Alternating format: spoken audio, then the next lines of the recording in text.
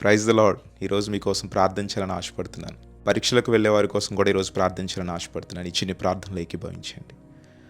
మహోన్నతుడా, పరిశుద్ధుడా, ప్రేమ కలిగిన మా దేవాని ఘనమైన నామమునకు స్తోత్రాలు. తండ్రి, ఏమిచ్చినా కూడా నీ రుణము మేము తీర్చుకోలేం. ఈరోజు సజీవంగా ఉన్నాము అని అంటే అది కేవలము నీ కృప వలన మాత్రమే.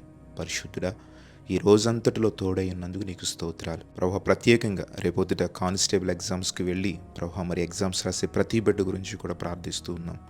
నీ కృప చేత వారందరినీ కూడా బలపరచండి. వారు చదివింది ప్రతిదీ ఎగ్జామ్స్లో రాసి ఉత్తీర్ణత సాధించి ఉద్యోగము పొందుకునే విధముగా సహాయం చేయమని అడుగుతూ ఉన్నాం.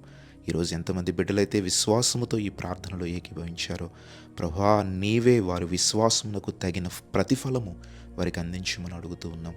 వ్యాధి బాధలతో, ఇరుకులతో, ఇబ్బందులతో ఎవరైతే సతమతమవుతున్నారో వారందరికీ విడుదల, విమోచన, స్వస్థత అందించమని నీ సన్నిధిలో ప్రాధేయపడుతున్నాం. పరిశుద్ధానికి స్తోత్రాలు. ఇచ్చిన ప్రార్థనని పాదముల చెంతకు చేర్చుకొనండి.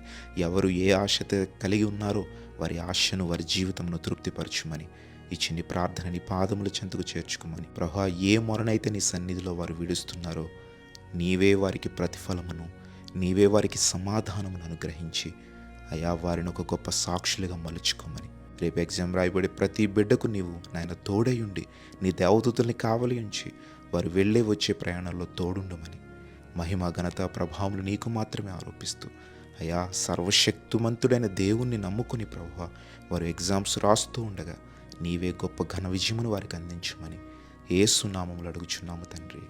ఆమేన్.